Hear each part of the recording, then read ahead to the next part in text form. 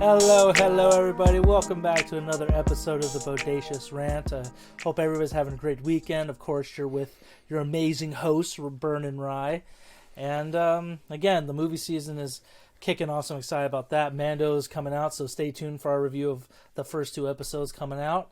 And again, it's bittersweet to say, but we're doing another Last of Us episode, specifically the semi-finale, essentially. What do you call that? The penultimate episode. Yeah. I'm sorry. Semi-finale. That sounds so stupid. But the penultimate episode. It's the finale before the finale. Indeed it is. It is the silver medal of the show right now. Yes. Because it's almost second to last. The Diet Coke of finales. Just one episode. Not evil enough. Before we get started, guys, again, as always, we're spoilers. We're going to be talking about Last of Us. So, as always, please give us a like, ring the bell, and please subscribe. We do appreciate it for everybody coming in, listening to us talk, seeing our gorgeous faces. And, I'm not going to toot my own horn, but I have been known to have my Zoolander moments here and there. So, that's all I'm going to say. I don't know about Burn, but, maybe we should save that for, like, a paywall. Let's not give everything for free. Yeah. Looking's for free. Touching's going to cost you something. But, so this episode, how do I say this? Last of Us is already one of the biggest games of all time. I think it's safe to say that for those who have played the game, or maybe if you even read like entertainment news, like magazines or shit like that. Last of Us is a big conversation starter. And I actually said today we saw that this episode 8 has hit an all-time viewership high for the show. Which is crazy, because usually by 8 episodes, obviously most people aren't watching, like, not most people, but there's a good portion that just fall off because, I'm not into it, whatever reason have you, so I think that's quite impressive of its own. And this was just a big moment in the game, almost like Ellie's rite of passage for her, to really kind of come into her own as a woman in this game, in this world, essentially. Like, this is the first time she's really had to rely on herself, especially because she's trying to help Joel. Joel's like getting sick from infection, very much like in the game. So her venturing out on her own. I was a little bummed she didn't have the bow and arrow, but because I love using that in the game. I love my silent kills with that. But she took out the rifle like a boss and tried to go hunting and stuff. And again, Bella Ramsey just killed it this episode. I think that's easily, she was definitely the standout. Then first time in a while, it's like, no, she is the star of this right now. So, it's like this. What did you think of the episode, Burn? Yeah, like this week and last week, I'll say, are Bella Ramsey's like Emmy episodes. Like the performances that she's given. I mean, she's carried these last 2 episodes because Joel's been incapacitated. Last week was the flashback with her and Riley. So she's like this show has sort of like recentered itself, strictly on her. And I think that's emblematic of the series. The first game starts off, you're playing as Joel, and then at this point in the game you start playing as Ellie, and it's sort of the narrative shifts where she's the center of it. The Last of Us becomes her story. And, for a kid, her age, and an actor of her talent, she's only done a couple things, but, she's been really impressive in the things that she's done. But I think these 2 episodes have shown, back to back, that she is able to carry a series, and she's able to carry this series. And I think that speaks volumes for her talent, obviously, but I think that means we're in good hands, when we get more of this story, especially once we get into aspects of part 2. In the game part 2. I mean, the Bella Ramsey is just absolutely a world talent, and I think she did such a great job in this episode, and we'll get into specifics as we go along, but yeah, this was such a harrowing episode, and I think she carried it on her back with ease. Yeah, and it's funny just because, again, she did a couple, like the biggest thing I knew her from was Game of Thrones, and it was a small part, but even then she made a big impact on it.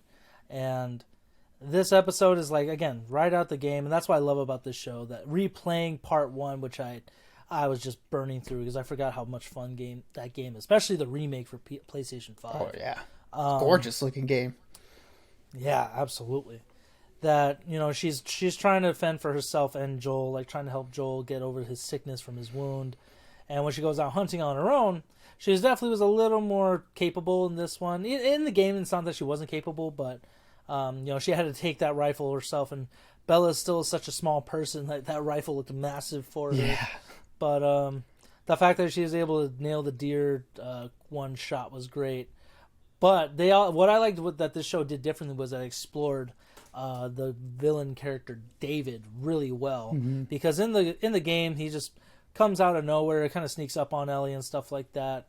And in this one, the first part of this is just like he's reading a sermon in the restaurant or something that his people are at, I guess his camp. Basically his camp is at. It's like a little river, like a lake resort. Yeah, like his survivor group.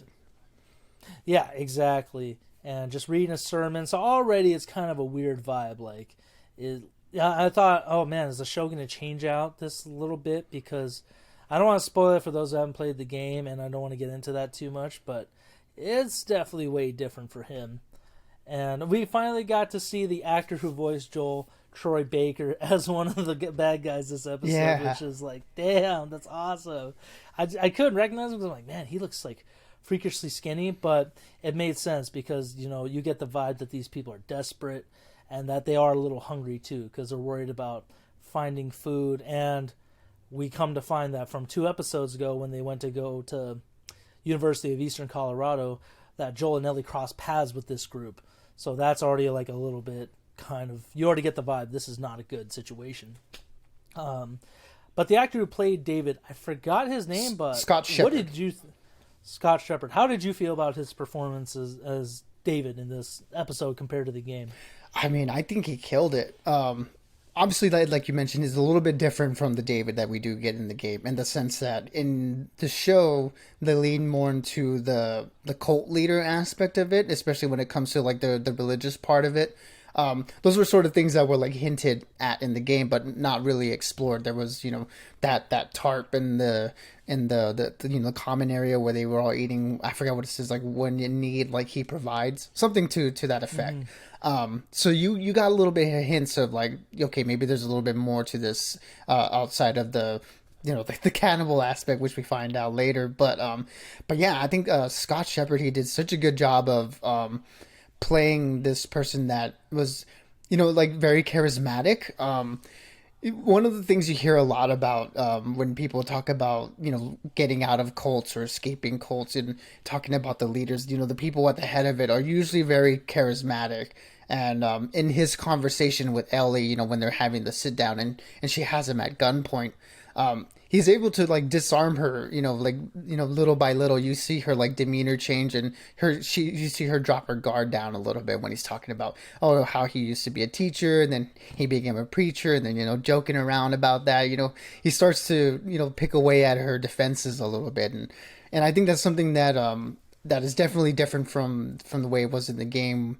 And I think it really works here because we get to see, okay, like, why would people want to join this guy in the first place? Like, why would anyone want him as their leader? And we can see why. It's because he's very good at, like, talking to people and reaching out to them, with ulterior motives that are absolutely horrible. But, just that surface level, talk with the ability to connect with people. I think he portrayed that really well, where you can see maybe he is kind of a nice guy, or like you want to believe it at least at first, but once that sinister side gets revealed, he plays into that part so well too. So I mean, in terms of like a 1 episode appearance, he did just as good, I think, as Nick Offerman and Murray Bartlett did in their one-offs in episode 3. Very different types of roles, obviously, but just the effect that he has on the story and with the characters, and where we get to by the end of this episode, where he gets righteous justice. Like, he makes you hate him so much and be disgusted by him so much that once we get to the end, it's just like it feels like vindication. Yeah, I also liked his appearance in this one because in the game, like especially in the remake that I was replaying, he looked very much, I think, a little more creepy. Like he definitely looked, he was physically more creepy looking, more dirty, longer hair. Like there was definitely something up with this guy. Whereas in this show, I like that they cleaned him up a little bit, so he does look more proper, potentially normal. But I love that a good portion of this episode, like the rest of it, was like ripped out right of the game. That not only when he's picking their defenses, that he was like, listen, like, you know, it's funny because we lost a guy. He was killed by a crazy man at this university, and the man was with a little girl, like about your age, and it was just like, oh shit. So I like that it's still, again, stuck pretty faithfully to the game where she got the penicillin. She had to give up the stag for it, but you know, again, she got Joel the help he needed, and well, again, I like that it'll delve deep more into David this time, where he's at dinner, and that dinner's already super awkward. Even though he brings back this stag, everybody is almost reluctant to eat whatever they're eating, kind of, or they're all desperate. They're all probably starving, and they're just waiting for David to get back, essentially, which is an interesting thing, very cult leader like, well, we're not going to eat or do anything until he's back. And it definitely was sinister when they said, oh yeah, we found the girl, but don't worry, we're going to bring that man to justice. And I mean, I don't want to spoil it for anything else, but I like that the little girl was like, no, you should kill them both. And when he backhands that kid, I was like, okay, that's the David we know. He's still an asshole. And just, you know, I know you don't have a father anymore, but I'm your father. It's like, oh, shit. This is even weirder than I thought. Yeah, I mean, and that plays into the cult leader aspect of it, too. You know, yes, he's very charismatic and charming, but then there's also that other side of it where, you know, he's very violent, and the people, you know, they follow him because they want to believe in him, but then a lot of them stay around because they're afraid of him. And again, once that snap happens and we see, you know, the nice David turn into, you know, this more sinister version, it's scary. Like, and it's effective too. Like, you know, he slaps this girl in the middle of this hall with a bunch of people, and no one wants to do anything. You know, they're all just stuck and staring. It's like, this just shows you like this type of hold that he has over his group, and it's just, oof, it's horrible to think about. Yeah, again, very creepy. Just almost as scary as in the game. Maybe a little bit more because, again, you're diving deep into him. And then the rest of it played out pretty well, where they go after him and his like main group of people go find where Ellie's staying at because they tracked her. And what I did love is that she went down to Joel and gave him a knife. It's like, you do whatever if anybody comes down, you fucking kill them. You understand me? Like, I'm gonna lead them away from you. Just stay safe. And Joel is kind of waking up because he got the medicine. It's kicking in a little bit. It was just what I really liked of it, not only just because it was ripped right out of the game, but it just gave you that feeling of like, not only are you playing as Ellie being on her own for the first time, but it just made you feel helpless like she was. Because when Troy Baker's character just shot her down off the horse, like killed the horse, and she's just on the ground, like, what the fuck just happened? I was like, oh shit, this is bad. And I already know what's gonna happen, but it made me feel like scared again for her. Yeah. I was like, man, this show does such a great job at that. And oh, man, Joel, his moment in this episode was so great too. Just stabbing that one guy, and then the torture scene. One of the best parts of Joel. It's fucked up. Don't get me wrong. He's not necessarily the best person. But I love that they redid that, where he took two of the other guys from David's group, and he does the whole torturing one. He says, okay, point on this map with the knife. And I'm going to ask your buddy the same thing. If it ain't the same place, you're going to die. And he's just like, that's all I know. Kills him, and I love that the guy was still just like, oh, fuck you, I ain't telling you shit. Just, don't worry, I believe him. I was like, oh man, Pedro's such a badass in this one. Just brought that out to life, especially the whole knife in that one dude's knee. He's like, I'm gonna rip your kneecap off if you don't fucking tell me. Oh my god. Oof. Oh, that's a good torture method, because it's like, okay, well, they're in the apocalypse. What else do you have to do? It's like, if you want to live, you need both your legs, especially with the clickers and the runners and all that stuff. So, oh my god, that was the highlight. One of the highlights of this episode, just seeing Pedro do that to those guys, because they're little fuckers. And we find out why when David has Ellie back at the cab, like the restaurant and stuff. I was like, oh god, they still kept that storyline. Yeah, I mean that part was incredibly effective, and I think it works as a really good payoff to the way they've approached a lot of the violence in this series, and in particular with the character of Joel. You know, when you're playing the game, you know, and you know you're the character, and you have all these combat scenarios, so you're killing fools, you know, left and right, you know, without a thought and stuff. So when this moment happens in the game, it is effective, but for a different reason. But I think here, with the way that it presents itself in the show, we get to see what Joel looks like when he's cut loose. We get to see the person that everyone's been referring to. Like when they say, we're not, when Tess says, we're not good people, or when Tommy's talking about we did these horrible things together, back in the day, and it goes to show, like, Joel, what we're seeing now is like a withered, worn down version of who he used to be, and this is a little bit of a glimpse into that, of who he was before we see him in the show. This incredibly effectively brutal person that has no qualms and doesn't hesitate to torture people for information. And yeah, this moment was just like, it's very cathartic, because we're like, damn, we want him to, like, get these people out so he can go find Ellie and save her. But, to take a step back from it, it's like, this is seriously messed up. And he is a very violent individual. And for him, to be able to do that while, recovering from his injury, it's like, okay, this is not even him at full strength, and this is like what he's capable of. So very, very scary stuff, and incredibly performed by Pedro. This one of the best scenes in the game, and one of the best scenes with him in the show so far. And I think that violence was very effective here. I mean, this show has done a pretty good job of being morally gray for the most part with both characters. I feel like, especially in this episode, because we come to find they did keep the storyline of the game where David and his group are cannibals. Mm-hmm. However, in the episode, he says only the main people I know. So like Troy Baker's character knew, probably those guys that went out to go hunt for Ellie and Joel knew, but the rest of the people don't know what they're eating. So what they were probably eating the night before was probably the girl's dad, or some other person they found, just chopping them up in pieces and eating them, because they don't know they said, oh, it's venison, don't worry about it. And it's like, yeah, that's usually what a cannibal would say. Like, it's not a big deal. Mm-hmm.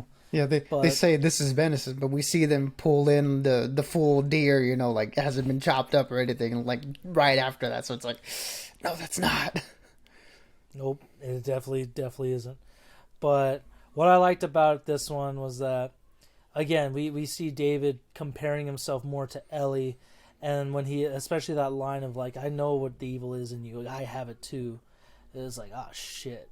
And again, that's where that whole morally gray thing comes, because Ellie and Joel, they're the villains in this episode according to that group, because they took this little girl's father away, but at the same time, David and his group are cannibals. They don't know that, but it's like him and his main guys do, mm-hmm. and they're like, they have no qualms about doing that either. So it's like, no one truly is in the right in this situation.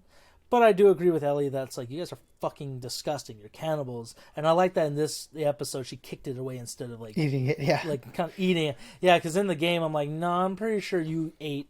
Because in the game, they kind of hinted like, no, they chopped up the deer and you just ate the deer. Mm-hmm. But the fact that it was like, no, it's venison or something, it's like, oh God. Thank God she didn't eat it. But I like that little talk. And I loved, again, ripped right out of the game where she breaks his finger.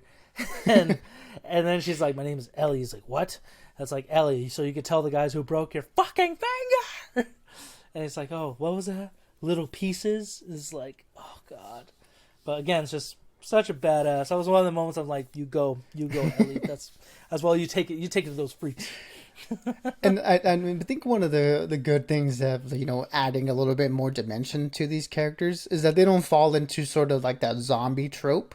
Of like, oh, we have this crazy group of cannibals and that's it. They're just like, we eat people and we're monsters and we're crazy and stuff. And it's like, here, the way they frame it, like it's out of desperation. Of course, David as a leader and the other people that are aware of it could try to do a little bit more to not get to that point. Sure, they might have to suffer a little bit and there are other ways they can go about it, but this is the decision that they've made, and so it's a little bit more, sympathetic in a way, but it's still like a horrible thing to do. But I mean, I don't envy their situation at all. So I'm glad that they added that little bit of dimension to it. Again, there's a little bit of a moral gray aspect to it. I mean, we've had a couple of times in our history where there are moments where you hear people stranded on islands, and I forget that one Olympic team that had to go through that where their plane crashed and they resorted to cannibalism too. So in desperate situations, we can see why people would sort of turn to that, and it's not like, again, it's not the stereotypical zombie story of, oh, look, this is an evil group of cannibals. There's more dimension to it, and I think that's really well done by the show, because yeah, it's not clear cut, and that's what the Last of Us series tries to do. It tries to say, you may be a hero in your story, but you'll be a villain in someone else's story, and not everybody's good and not everybody's bad. So it's like, okay, I like that they added that dimension to the David group, at least. And yeah, just that scene of them talking to each other when he has her in the cell. Again, great acting by the both of them. But one thing I really did like was how he was describing how he was not inspired by religion necessarily, but by cordyceps, and he starts to describe like how cordyceps function, and if you think about it, like what David's been doing with his group, he has been sort of acting as cordyceps, like he's infected the mind of this group, and they've all become his puppets, doing his every will and too afraid to act against him. So the way he framed it, like he being inspired by cordyceps and what he's doing with the group, I thought that's pretty cool symbolism there with his group, and what's sort of his philosophy and wanting to control people. Yeah, and in the end, it's like you are worshiping a virus, so that makes you no better than a virus, dude. And Ellie and Joel are the ones who can snuff you out, which the rest of the episode played out beautifully. Ellie, the cure. Yeah, there you go. Where you relive that part in the game where Ellie is trying to escape David. Like, again, the game drags it out a little bit more, but essentially the main part is when she's in that restaurant, it catches on fire, and that one shot of like David just not only talking creepy, but the shot of like the flames in front of him, and he's just shrouded in black, was like, God damn, she is literally fighting the devil in this point in time. And it was just such a cool episode, and I'm glad that they made that little change, that instead of Joel kind of coming in at the last minute, she does. I mean, it's not like he helped kill David in the game, but it's like he showed up like right as she was doing it. With this one, she fucking hacked into pieces of that stupid cleaver, and I like that she was able to walk out of the cabin. Like, that was almost how I was talking about, like a rite of passage. It's almost like a reverse, like, baptism. Instead of being blessed by water, she was damned by fire. Yeah, like it just kind of it damages her. Like, it's just, she's not the same girl anymore. But when Joel finds her, and just like that line was just like, I got you, baby girl, like, I'm here for you. I was like, God damn it, that's it. That's what this is all about right there. Just that love they have for each other, and that's the first time he called her baby girl like that, just like his daughter. So that was a good moment, but you could see it in her face, covered in blood, that like, this is fucked up. Like, I just want to get out of here. Yeah. So yeah, like unfortunately, like this experience, like this is something that's gonna change her, and the way it's sort of framed in the game, and I think so here too. Like, this is the moment where she's like, all innocence is lost. Like, the child Ellie that we've grown to like and grown to know, I mean, she's gone now. Like, unfortunately, what the event with David, took that away from her, and again, just such a horrifying moment. That fight that she has with him, and that I guess that butcher shop, slash restaurant, steakhouse, essentially, that where like it's more apparent here than it was in the game, and the game was a little bit more subtle, but here you definitely get the idea that he's going to assault her, and that is just so horrifying and so creepy and just brutal to think of. And Bella, again, she's been doing an incredible job with the acting, but her screams of fear in that moment are just so horrifying. But when she's able to get the upper hand and she just wailing on him over and over again, it's just, it's yeah, like the Ellie we know is gone after that, and it's just so sad to think about. But yeah, I'm glad that they changed it up a little bit to where she's able to end that moment when she wants to end it. Joel doesn't come in and stop her from hacking away. No, she gets all her rage out, and then she's able to walk out into the snow, just in complete shock. And Joel, instead of like saving her from that moment it's like he saves her like emotionally. You know, he's able to bring her back. You know, in a sense, you know, whatever's left of her after that situation. And man, that moment when like you mentioned, like when he calls her baby girl and he's holding her, man, that moment hit so hard for me in the series. It didn't so much in the game, and I don't know why, but you know, seeing it play out here, it was just choked me up because it's like, man, like the things that these two had to go through and that they can like find, you know, safety within each other. It's just, and then of course like him fully embracing her being like this surrogate daughter. It's just, it's all like, it's a full circle moment for everyone, and it's just incredibly effective here and at the end of this episode. Yeah, the whole, I mean, again, yeah, they subtly played in the game, but it's good confirmation in the episode that it's like, no, he wanted Ellie to be his wife essentially. It's like, dude, she's like 14. Like, what the fuck is wrong with you? And if not, you're gonna eat her. So it's like, it's a lose-lose situation, and just, I mean, that would traumatize anybody. So just again, very well acted episode by Scott Shepherd, by Bella Ramsey. Man, it's going to be tough next episode. For those of you who haven't played the game, I'm not saying anything on it. But the only thing I will say is prepare yourselves. That's all I can say. You know, you're going to want to strap up. You're going to want to buckle up next week. But until then, guys, stay tuned for our Mando review. We got the Adam Driver movie 65, which could be the best movie of the year. He's going to fight dinosaurs. It's going to be amazing. And Scream 6 also comes out. So stay tuned for all those reviews, guys. And as always, stay bodacious and keep on ranting for the both of us. Absolutely, everybody. Be good. Be safe. And as always, we'll catch y'all on the next one.